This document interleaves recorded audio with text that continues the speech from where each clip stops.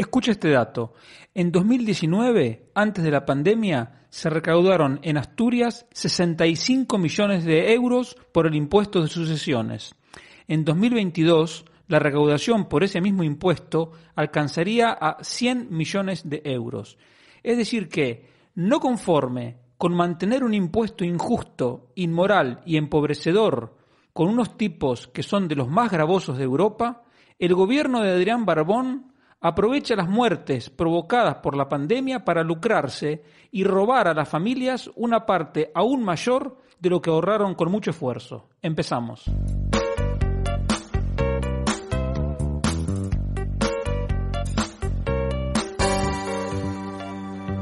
Economía Hoy, con Diego Barceló. Hola, bienvenido a esta nueva edición y última edición del 2022 de Economía Hoy. Recuerda que puedes encontrarme en redes sociales, soy @diebarceló, tanto en Twitter como en Instagram, y me encuentras por Barceló y Asociados, tanto en YouTube como en Facebook, en LinkedIn y en Telegram. En el canal de Telegram Barceló y Asociados te puedes suscribir gratuitamente para recibir todos los artículos que publico y otro material, como un artículo que publiqué esta semana en eldebate.com. Lo primero que te quiero comentar es simplemente un raconto de algunas variables económicas fundamentales para saber dónde estamos parados. Y lo primero que hay que tener en cuenta es que el PIB del tercer trimestre de este año, que es el último dato del cual disponemos, es todavía un 0,6% más bajo que el del mismo trimestre de 2019. Es decir, que nos prometieron primero que la recuperación iba a llegar en el 2021, después nos dijeron que en el 2022, pero tampoco llegó. Entonces, lo mejor que podemos esperar es que esa recuperación llegara en 2023, es decir, 4 años después de donde estábamos, o sea, 4 años para recuperar el punto de partida. Pero ese menos 0,6 en varios sectores importantes de la economía en realidad arroja un balance mucho peor. El PIB de la industria es un 4% menor que el de hace 3 años, el de la construcción es un 12% menor, el consumo de las familias es un 1,6% menor que hace 3 años. La inversión en bienes de equipo es un 4% menor. De los sectores productivos, lo único que va bien es lo que se llama información y comunicaciones. Eso es ahora un 13% más grande que hace 3 años. Es el único sector que ha verdaderamente superado las consecuencias de la mala gestión de la pandemia y que ha seguido creciendo. Lo otro que también muestra, digamos, un saldo razonablemente favorable para ellos, ahora vas a ver por qué, pero que es negativo para nosotros, es el consumo del sector público, que ha aumentado un 5% entre el tercer trimestre de 2019 y tercer trimestre de 2022. Es decir, el gobierno, a la mochila de piedras que ya llevamos para financiar al Estado, nos ha metido todavía un poco más de piedras. Es decir, sobre una economía más pequeña, el sector público se ha agrandado. Por lo tanto, la mochila de piedras que llevamos es más pesada y la economía funciona de una manera menos eficiente. Pero el número más importante de todos, que es el Producto Interior Bruto por habitante, es ahora un 1,1% menor que hace 3 años. Es decir, somos más pobres que hace 3 años. Ya sé que hubo una pandemia, lo que pasa es que cuando tú comparas con el resto de países de nuestro entorno, esto no es así. Y sobre todo, lo que más molesta es el discurso triunfalista, en realidad hipócrita y mentiroso, de los que nos prometieron una y otra vez que hemos derrotado al virus, que vamos a salir más fuertes, que no va a quedar nadie atrás, y sin embargo 3 años después estamos más pobres, hay muchos que quedaron atrás, etcétera, etcétera. El Euribor hace un año, en noviembre de 2021, era negativo en medio punto porcentual. Esos tipos de interés negativos, como sabes, es la aberración que hizo el Banco Central Europeo, pero la realidad en economía tarde o temprano se impone Y ahora el Euribor es, desde esta semana, desde el 19 de diciembre, se ubica por encima del 3%, el Euribor a 12 meses. Es la primera vez que está por encima del 3% desde diciembre del 2008. O sea, hace 14 años. Tenemos los tipos de interés más altos en 14 años. Por otro lado, tenemos el tema del empleo. El tema del empleo, hay que decir que no solo va razonablemente bien, sino que va increíblemente bien para el mal estado de la economía. Porque si comparamos estos últimos 3 años, noviembre de 2019, noviembre de 2022, hay más de 900.000 afiliados más a la Seguridad Social, y eso es mucho. Es un 5% más. Y el paro registrado, y te estoy hablando ahora del paro registrado en la definición ampliada, es decir, incluyendo a los fijos discontinuos que no están trabajando, incluyendo a demandantes no ocupados. El paro registrado en esta definición ampliada es ahora de 300.000 menos que hace 3 años, es decir, un 8% menos. Con el dato que te acabo de decir de la economía, que somos más pobres, haber conseguido estos números de empleo es algo increíble, verdaderamente es increíble. Entonces tenemos 20.300.000 ocupados y 3.400.000 parados. No 3 millones o menos de 3 millones como dice el gobierno, son 3,4. Pero aún así son 300.000 menos que hace 3 años. Y la verdad que es un dato más que aceptable, insisto, dado el mal estado de la economía. ¿El problema cuál es? Que si yo te digo que la economía está produciendo menos que hace 3 años, es decir, el PIB es más pequeño, pero al mismo tiempo hay 900.000 personas trabajando más que hace 3 años, quiere decir que cada uno en promedio produce menos que hace 3 años. Es decir, la productividad se ha reducido. Y efectivamente la productividad es ahora un 4,5% más chica que hace 3 años. Es verdad que si la medimos por hora trabajada, el dato mejora un poco, aunque sigue siendo malo. ¿Por qué?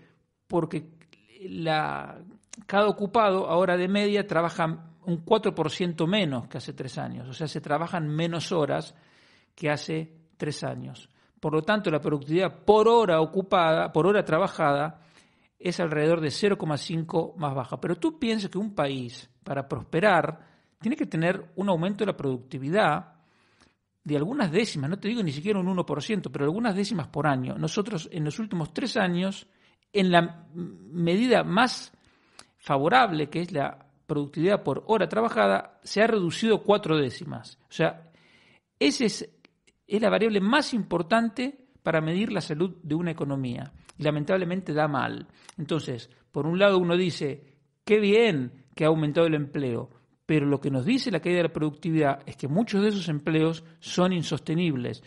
Y lo que podemos estar seguros es que la caída de la productividad no puede ser algo permanente. Y la última medida, la última variable que nos indique que para tener un panorama general de la situación económica es la inflación, que ahora los precios son un 13% más altos. Estoy hablando del IPC a impuestos constantes, ¿sí? Si haces el IPC normal, digamos, te va a dar un poco mejor porque se rebajó el IVA de la electricidad, pero si nosotros quitamos ese efecto, digamos, a impuestos constantes, los precios son ahora un 13% más altos que hace 3 años. En el caso de los alimentos frescos son un 19% más altos, en el caso de la energía un 40% más altos. La inflación, sin tener en cuenta los elementos frescos ni la energía, que son los elementos volátiles, hace un año esa inflación era 1,6%. Y ahora es más de 6,3%. Una barbaridad, pero, digamos, de la que hay que culpar al Banco Central Europeo, que es el único que puede emitir dinero sin control. Lamentablemente, de esto que te digo, todo va a tender a empeorar en 2023, porque la economía no va a poder, se va a mantener en el mejor de los casos como está ahora o va a crecer algunas décimas. El Euribor va a seguir creciendo.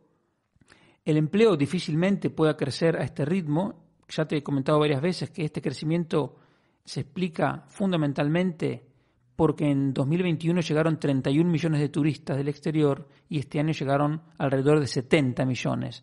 Por lo tanto, ese ritmo de crecimiento, de recuperación del turismo exterior no se puede mantener y por lo tanto el empleo lo va a sentir más allá del empeoramiento del contexto económico. Y la inflación, vamos a estar todo el año que viene con una inflación que seguramente va a ser un poco más baja, pero en términos históricos va a ser alta. Es un momento económico para ser muy prudente en el gasto, muy prudente en el endeudamiento. Va a ser 2023 un año para estar con los dientes apretados, pero la vida tiene que seguir y por lo tanto lo que yo te recomiendo en tu empresa y en tu vida personal es en todo lo que sea finanzas, te muevas con prudencia. El otro tema que te quiero comentar tiene que ver con el informe que le presentaron unos expertos a la ministra Yolanda Díaz sobre el tema del salario mínimo.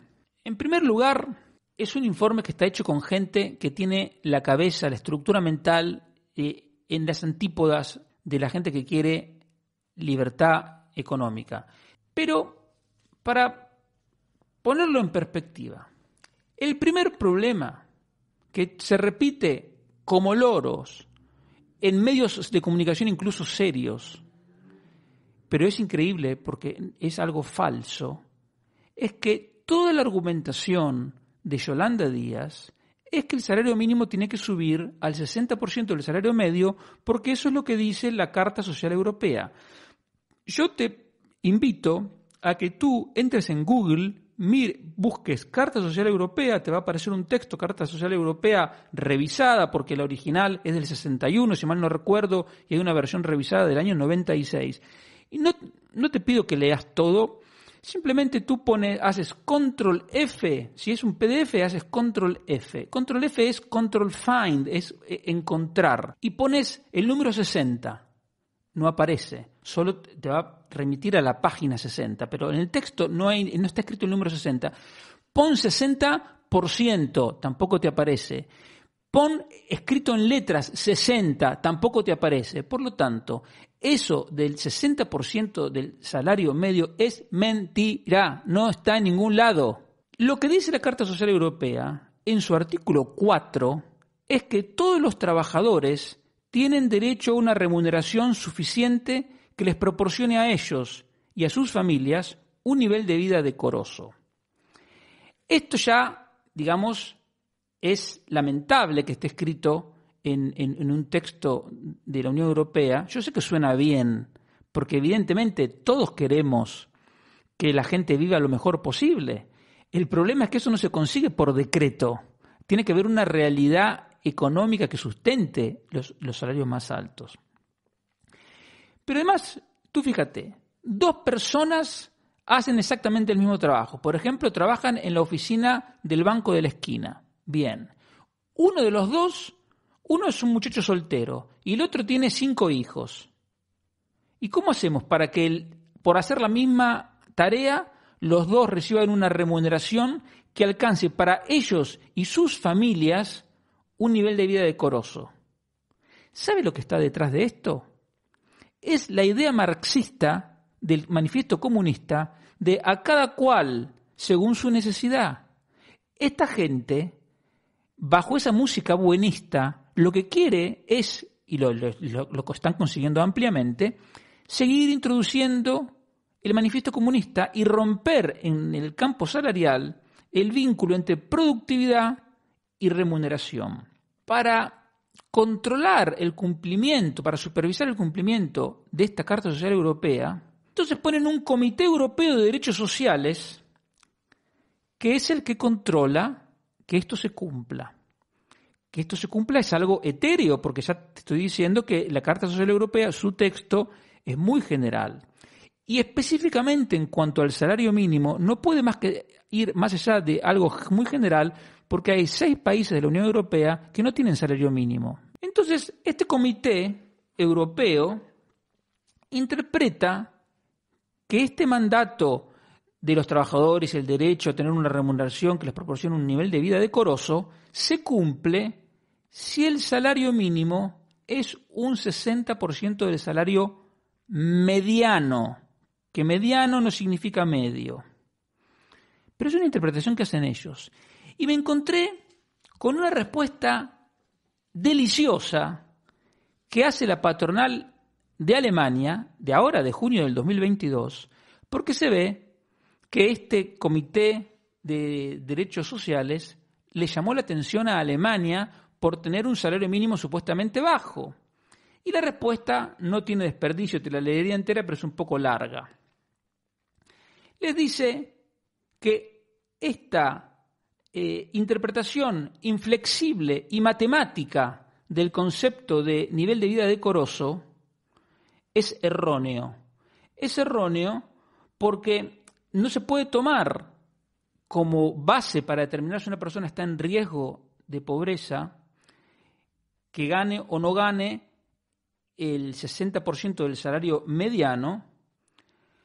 ¿Por qué? Porque dice, para saber si una persona está en riesgo de pobreza, tenemos que conocer no solo sus ingresos, sino todo su hogar, el tamaño de su hogar, es decir, cuántos miembros tiene esa familia y cuál es la composición. Porque una familia de 5 miembros, de los cuales 4 son niños de menos de 5 años, es una cosa, y otro hogar donde hay 5 personas, pero todos tienen de 22 años para arriba y pueden trabajar perfectamente, es otra cosa. Y además le dice, en Alemania el salario mínimo siempre lo fijó la Comisión del Salario Mínimo. En realidad siempre desde que se creó, que fue hace relativamente pocos años. A partir del trabajo, digamos, del acuerdo de sindicatos y patronal.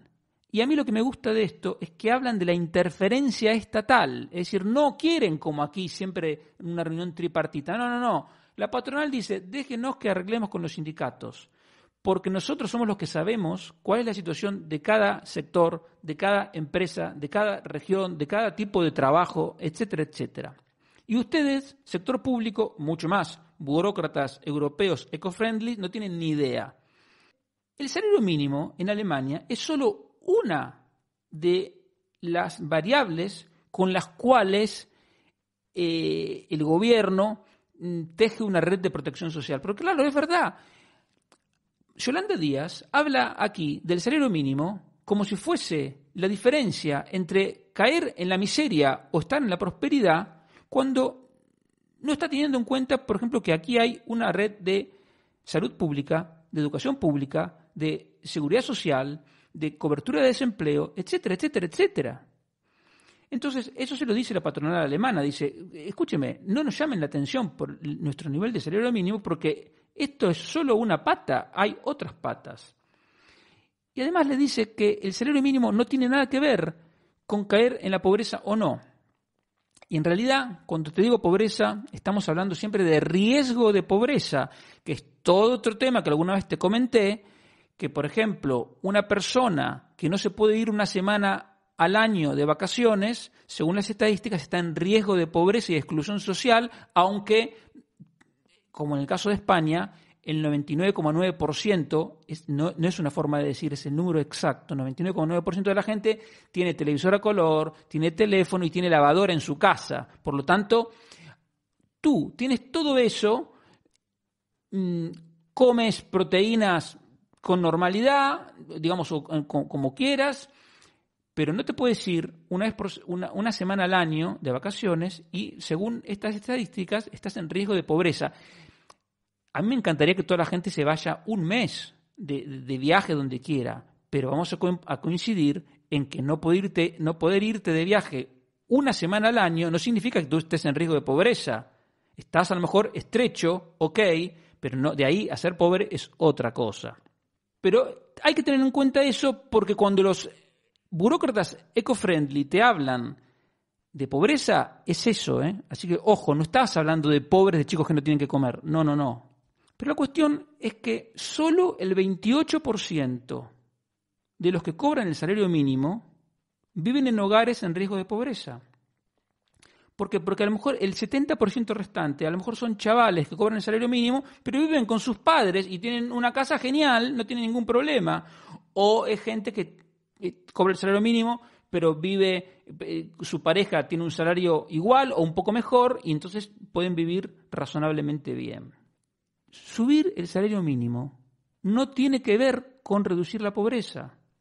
¿Por qué? Porque los que ganan poco no ganan poco porque cada hora se la paguen poco, sino porque trabajan pocas horas, es decir, son subempleados. Entonces lo que le viene a decir la patronal alemana los manda a freír espárragos y le dice, señores, no se metan, no nos digan cómo tiene que ser nuestro salario mínimo, lo tenemos que fijar nosotros de acuerdo con los sindicatos y el Estado no tiene que interferir. La última precisión sobre esto es la siguiente. El salario mediano es si tú pones en orden el que más gana y hasta el que menos gana y los pones todos en orden, el mediano es el que está en el medio. El salario mediano es más bajo que el salario medio. Y esa es la primera trampa que hace Yolanda Díaz. Cuando incluso este Comité Europeo de Derechos Sociales dice que tendría que ser el 60% del salario mediano, que es más bajo, Yolanda Díaz dice 60% del salario medio, probablemente porque no sepa la diferencia entre medio y mediano. Pero sin necesidad de meternos en esas disquisiciones, como digo, estadísticas, hay que tener en cuenta que el propio informe de gente contratada por Yolanda Díaz te dice que aumentar el salario mínimo aumenta la probabilidad de perder el empleo entre un 8 y un 9% para la gente que está en ese rango de ingresos. O sea, ellos mismos te están diciendo, en un informe en que sugieren aumentar el salario mínimo, que esa gente va a aumentar la probabilidad de perder su empleo. Pero además hay un informe de CEPIME, la patronal de las pequeñas y medianas empresas de España, que dice que un salario mínimo de 1.100 euros, que es el que quiere la UGT, equivale al 72% del salario medio que hoy pagan las pymes. Y en hostelería, un salario mínimo de 1.100 euros equivale al 98% del salario medio de la hostelería, al 71% en el comercio, al 64% de la construcción. Es decir, es una barbaridad de alto. El salario mínimo de España ya es el más caro de toda Europa en proporción al salario medio. Y si lo suben va a ser peor. Y eso va a condenar a mucha gente al desempleo. ¿Sabes qué? El mismo informe todo el tiempo están diciendo, bueno, admiten, claro, no son tontos, admiten que tiene un impacto negativo en la creación de empleo, pero siempre dicen, no, es marginal, es pequeño, no es tan importante. Claro, en el total no es tan importante, porque la mitad de la gente que trabaja en España tiene educación terciaria.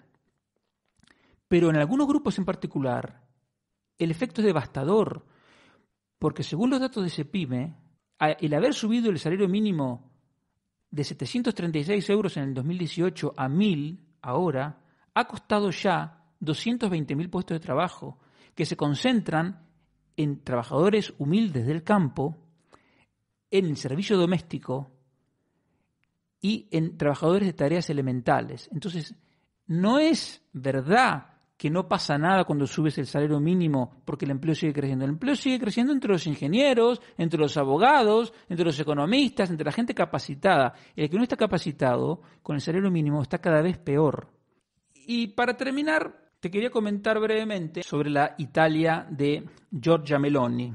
Lo que nos dijeron era que esta señora era poco menos que el demonio y que lo que se venía en Italia era una cosa poco menos que el apocalipsis.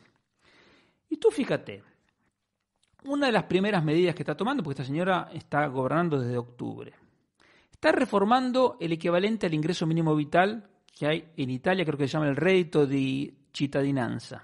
Se va a perder si tú rechazas una oferta de trabajo. Es decir, el gobierno te dice, mira, tienes este trabajo, tú lo rechazas, ok, lo rechazas, pero ya no recibes más el ingreso mínimo vital.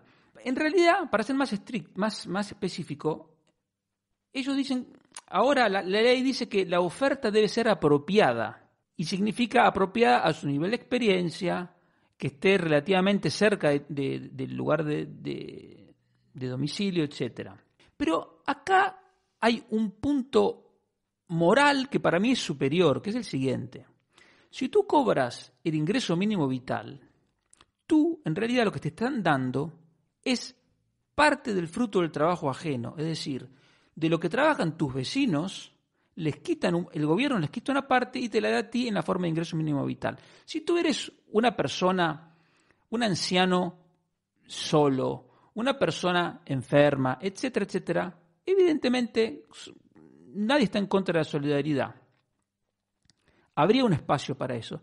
Pero si tú eres una persona sana, relativamente joven y que puedes trabajar, y estás recibiendo una ayuda que surge del trabajo ajeno, tú no tienes derecho a decir, no, ese trabajo a mí no me gusta porque yo soy abogado y no quiero ir a trabajar de dependiente a esa tienda. Tú no tienes derecho a eso.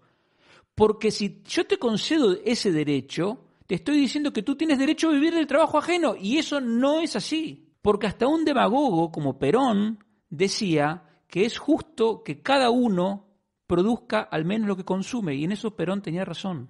Otra reforma que está haciendo Meloni es que las personas que cobran el ingreso mínimo vital, que tengan entre 18 y 29 años y no hayan terminado la escuela secundaria obligatoria o la primaria, les dicen, tienes que ponerte a estudiar ya y completar la educación obligatoria.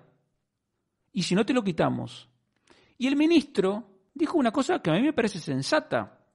Dice, si no los obligamos a que terminen la educación obligatoria, estaremos premiando la violación de la ley. Porque dice, ¿cómo le vamos a pagar a una persona que se niega a terminar la educación obligatoria? Entonces, claro, sería premiar la violación de la ley. Entonces dice, no, esto es un error. Tiene que terminar la educación obligatoria y nosotros, si estudia, se lo seguimos pagando. O sea, ¿alguien puede pensar que esto es algo, no sé, de raíz fascista, que es algo de extrema derecha, o es algo totalmente razonable? A mí me resulta totalmente razonable. Y para que veas que los cambios no son tan violentos como uno se podría pensar, el cheque cultura, que aquí se tomó el mal ejemplo, esto lo habían hecho mal en Italia y aquí se tomó como ejemplo, de dar 500 euros a los que cumplen 18 años, se va a mantener con, digamos, el añadido para las rentas de menos de 35.000 euros. Eso ya me parece un poco más razonable, aunque yo este cheque cultura lo eliminaría por completo. Pero le agregó una cosa que por lo menos tiene un pase, que dice, bueno, si tú te sacas, no sé, unas muy buenas notas en el bachillerato, te dan 500 euros más. Por lo menos dan un incentivo a que los chavales estudien. Porque resulta que no, tú por el solo hecho de tener 18 años te van a dar parte del fruto del trabajo ajeno. ¿Eso es justo? ¿Eso es equitativo? Eso es un robo en realidad. Ahora si dicen, no, mira, por lo menos los chavales van a intentar estudiar porque si sacan nota máxima le damos 1.000 euros, por lo menos es un premio a algo bien hecho, no simplemente te damos el dinero porque sí. Se eliminaron las subvenciones para comprar puntos de recarga de coches eléctricos y motos eléctricas, eso me parece muy razonable. Pero finalmente, para que veas que en todos lados se cuecen habas y que la política es algo muy complicado y sacar adelante un presupuesto muy complicado, cuando estamos hablando de gente seria, si eres un charlatán como Pedro Sánchez, un mentiroso, un sin escrúpulos, no es problema, tú simplemente das todo lo que te piden y puedes aprobar lo que quieras. Me refiero a la gente que gobierna en Italia, que es en mayor o menor medida gente seria más o menos, que quieren cuadrar los números, que tienen una idea de las cosas que hay que hacer, pero que no es fácil, porque hay una deducción por comprarte muebles electrodomésticos. Si tú renuevas tu casa, te dan esa deducción. Y esa deducción que es de 5.000 euros la amplían a 8.000. A mí me parece una cosa increíble, pero mira qué difícil es cuadrar un presupuesto. Y te lo digo justamente porque esto proviene de una señora que presentaban como el demonio, como la reencarnación de Mussolini.